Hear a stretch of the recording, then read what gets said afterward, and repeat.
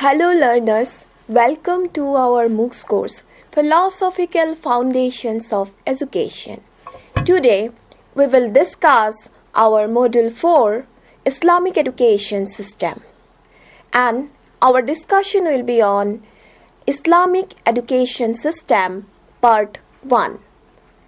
So, we have already discussed about the Islamic philosophy, 5 pillars of Islamic philosophy.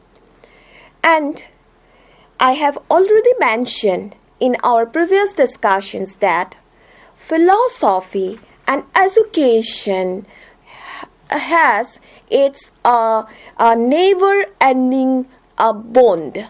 So, while we are discussing about the Islamic philosophical system, we cannot ignore, as students of education, we cannot ignore its influences in the system of education.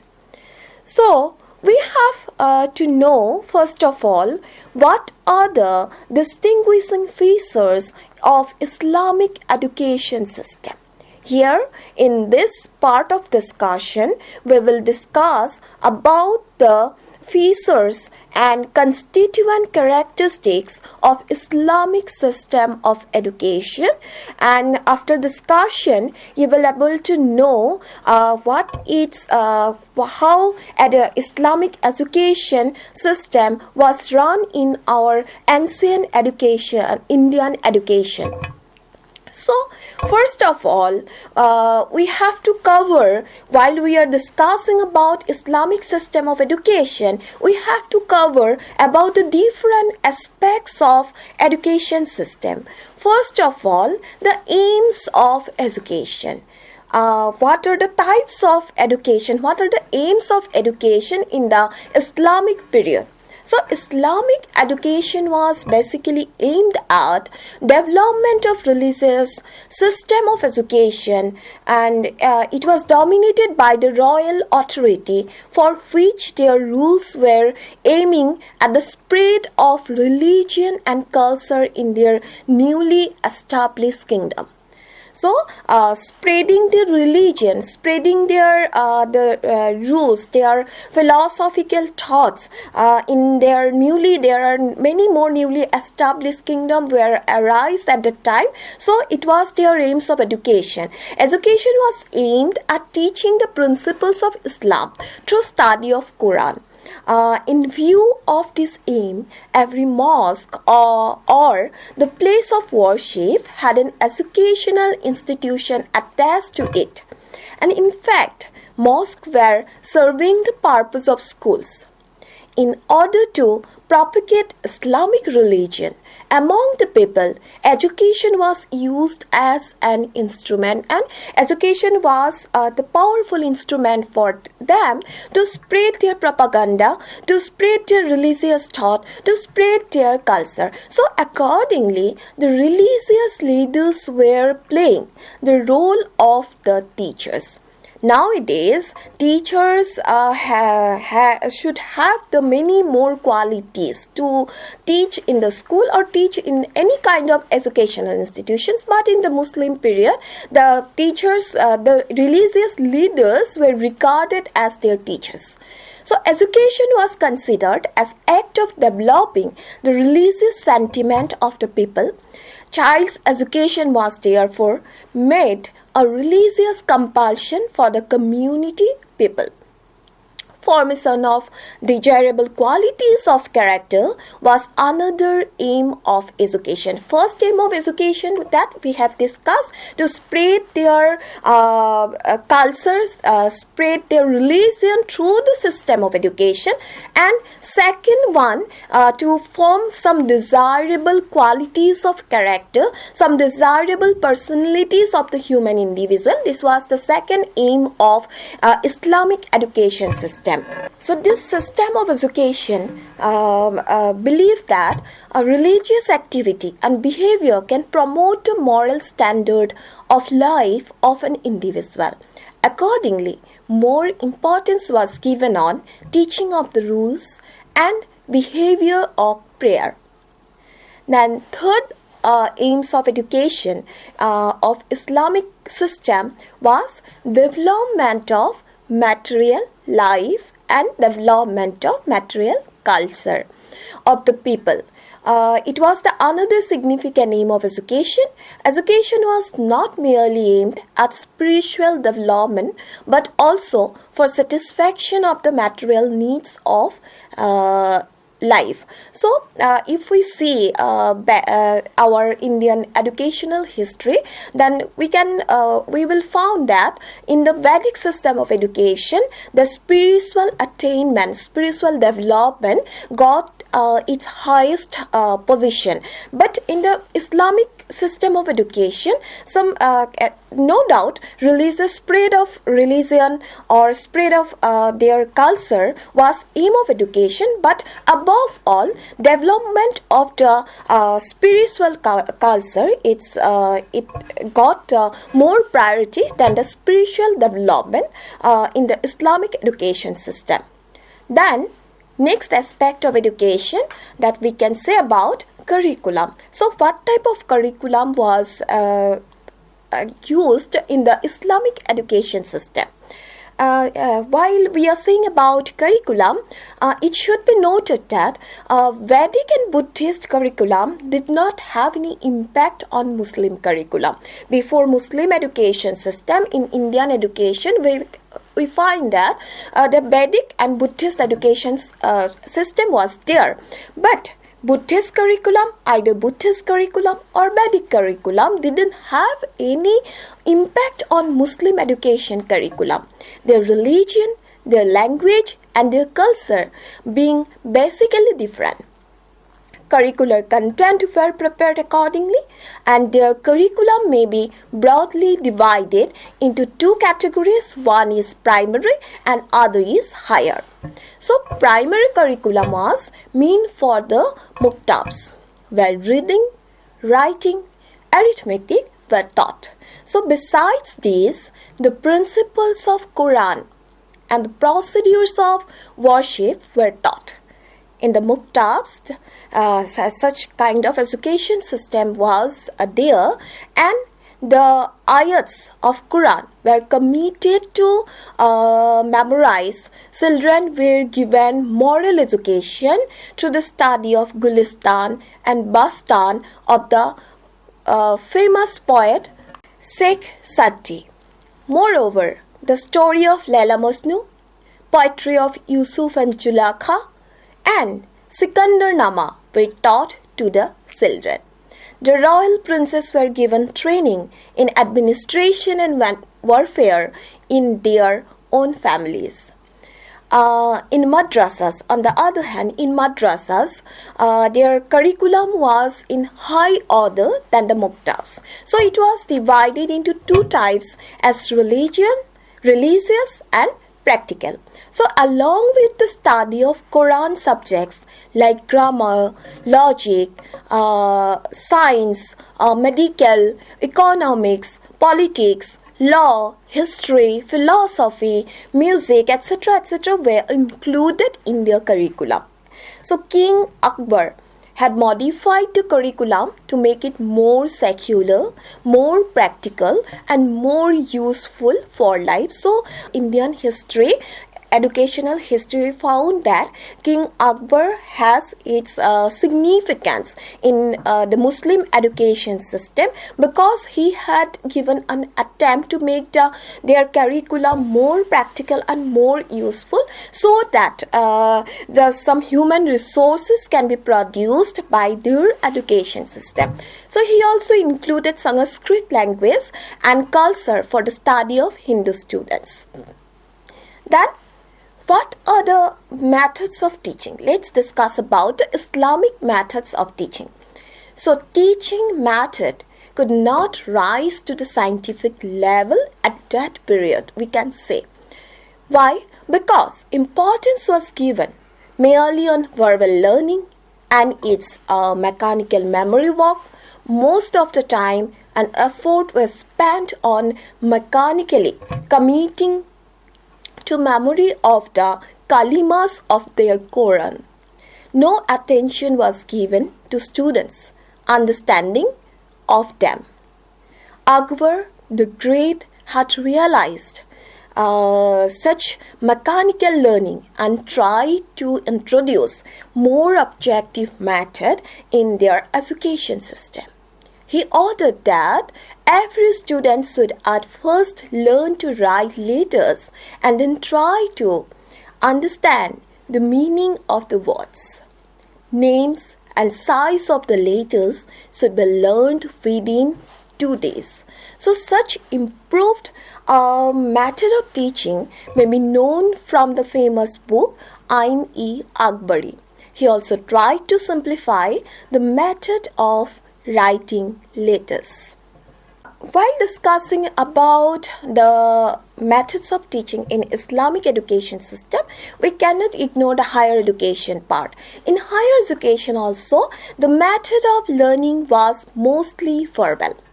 The word madrasa comes from the word darsha and it means delivering the lecture. So, the learned scholars were invited to deliver the lecture on different subjects. Method of experimentation was also used. One major characteristic of each teaching method was the use of the senior students to teach in the junior classes. It was popularly known as the monitorial system, which was one of the significant part of Islamic's education system. So, in the absence of the teacher, the junior students were taught through this system. So, there was no method of annual examination and students were promoted to the higher classes in the opinion on the basis of the opinion and impression of the teachers received in the total performance. So this was about the methods of teaching in the Islamic education system. So after the methods of teaching, now come to the point about discipline. So method of discipline in Muslim education may be known as repressive because it was a rule of rod in which the teacher believed in the maintaining of discipline. He had the right, the teachers had the right to give punishment. In discipline, students were physically punished by applying various methods. So principles of using punishment was preventive rather than reformative, which nowadays which is not applicable according to the psychological point of view. So punishment was given so that it may serve as an example for others. Even the teachers were also subjected to punishment by the king. Although there were provision for giving reward to the meritorious students in the achievement for effective motivation, the royal authority used to give scholarship to such students on successful completion of their education. Provision was also made for giving medal and certificate of their merit, and medal certificate were given to the meritorious students in the Islamic education system. The individual showing scholarliness in the royal court was appointed in the high post of the government. So it may be said that there was the system of giving reward and punishment in the Muslim education system while we are going through the disciplinary system of their education. And now I'm going to say about one most important topic of Islamic education system, teacher-pupil relationship. Because in our present system, teacher has to play a variety of roles as a friend, as a philosopher, as a guide, and he has to concern about the psychological aspects of the education of the learners, because our education system is now a child-centered. But what were the teacher-pupil relationship in the Islamic education system? We have to know here. As education was tempered by the religious sentiment, relationship between the teachers and the students was based on moral ideals. They were like the father and the son, which was it was like the Vedic education system or Buddhist education system. Teachers were the religious leader, and as such, they were responsible person in the society. Their honesty and integrity of personality were beyond doubt. It was taught that education of the student was not possible without the blessings and good wishes of their teachers. Students naturally showed respect to the teachers, and their bond on relationship was based on moral and religious sentiment. Although Muslim education was not residential like that of the Vedic and Buddhist system, as such, cordial relation between them could not reach the height of this system. In the Vedic education or Buddhist education system, student has to, while their study was continuing, students has to live in the guru's house. So their relationship was the another kind, but such type of relationship was prevailing in the Muslim education system also. But in that system, there no any residential educational system in the Muslim education system. So they have the bond between the teacher and the students, but not as much as the height of the Vedic education system or the Buddhist education system. Now, one of the most important part of Islamic education system, which is women's education. During the reign of Muslim rulers, education of women in general was not encouraged.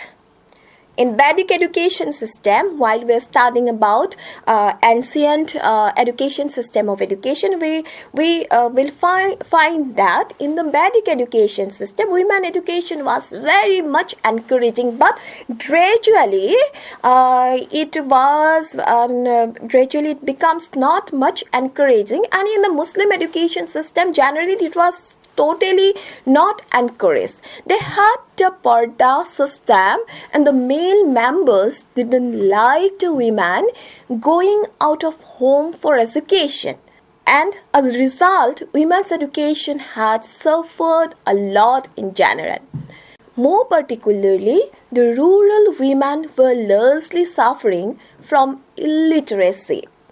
The British administration in the later period had also repeatedly drawn our attention to this situation. Although education of the Muslim women cannot be said as completely absent, we can say that it was not encouraged. Women education was not encouraged, but we cannot say that it was completely absent, because the members of the royal families were given education privately. The girls were given education at home by private tutors. Say for example, Razia Sultana was a clear example in this regard. She not only got education of reading, writing, arithmetic, but also had trained herself in administration and workout. During the Mughal rule, education of the royal princes and ladies was reaching a new height. Gulbadan, the daughter of Babur, was highly educated women at that period who wrote the Humayun Nama. The royal ladies like Salma, Nur Jahan, Mumtaz, Zahanara were highly educated and cultured Muslim women of royal families. This was limited system of education for the ladies in the middle class family also. The elderly ladies and widows used to give education to the girls of the neighborhood in their houses. Such a system had served the need of women's education to a considerable degree of at that particular period of time in our Indian educational history. So this much about the women education system in the Islamic period. Then next one, the one of the most different aspects which was implemented in the Islamic education system, that was useful education. One significant feature of Islamic education was that their education was more practical and need-based rather than being religious or being spiritual. So more importance was given on the study of the practical subjects that served the need of the individual and the society. They included warfare, use of weapons, singing, dancing, fine arts, handicraft, sculpture and architecture. The Muslim rules had felt the need of military education in order to conquer, in order to expand and to defend their kingdom. So there were also lovers of music, art, culture, literature for which provision was made for their training.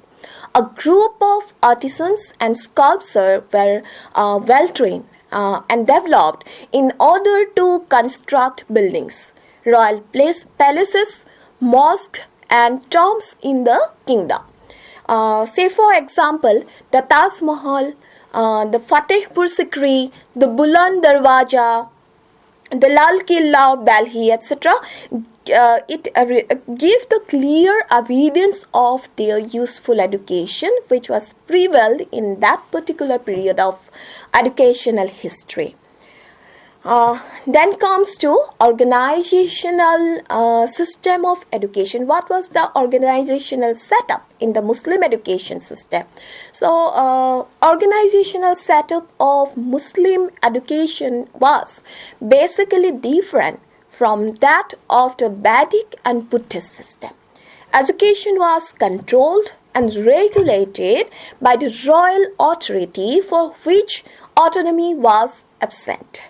The king used to establish muktabs and madrasas and all, and offered financial assistance and gave scholarships, prizes, recognition to the students. Then development of literature in history in Islamic education system. Great attention was given to the growth of history and art of writing history. In fact, tradition of writing history had its root in this period. So various forms of literature also underwent significant growth. The another one we have to mention here, another point, that encouragement to Persian language and science. Persian language was the medium of education, so special emphasis was given on the teaching of Arabic and Persian language, and the study of science subject was given emphasized by the Islams. So these are some of the features through which we can have a better idea about the Islamic philosophy and the philosophical implementations of their education system in the period of Islam. So this Islamic education system has a significant role in our Indian educational history. So from such characteristics, we can have a little idea in our mind about this particular system of education, about aims, about methods of teaching, about curriculum, about the disciplinary system, about the useful educational system, useful implementation of the ideas of useful education system, then development of their literacy and history, how much they have given more attention for the growth of their history and art of writing history, and how they are very much encouraged, given in how much they have given very much effort to encourage the Persian language as well as the science subject in their system of education. Therefore, Muslim religion education was considered essential for every people. So there was a sense of compulsion in the education among Muslims in the name of their religion. The system of education had established coordination between religion and material needs of life. Along with the teaching of Quran, there was practice of teaching of the subjects which had the practical value as well as the practical importance. So education gave a priority to formation of characters of students. The system had given education based on religion and morality with a view to develop character and personality of the students. Education had combined theoretical practical aspects of knowledge of students in order that it may be helpful to solve the problems of real life. There was the provision of giving reward and scholarship to the students as recognition to their ability. Such an act had psychological effect of motivation in the students for learning and development. In Muslim education, there was the system of teaching history. Along with the general education, people were encouraged to write history and record the contemporary events of future. This education, therefore, can be credited for giving education free of cost. The Muktabs, madrasas did not charge any tuition fees. An encouraging aspect of Muslim education was that there was the royal initiative in organizing assembly of scholars. The learned scholars were given due honor and the recognition in the royal court. Muslim education was free from the difference of the caste system. As such, low-caste Hindu people were converted to Muslim religion for education and their social recognition. This much we have learned from this discussion, and I hope you have able to gain a little bit knowledge about the Muslim education system. So thank you so much. In our next video, I'll explain about more about Islamic education system for your better understanding. Thank you.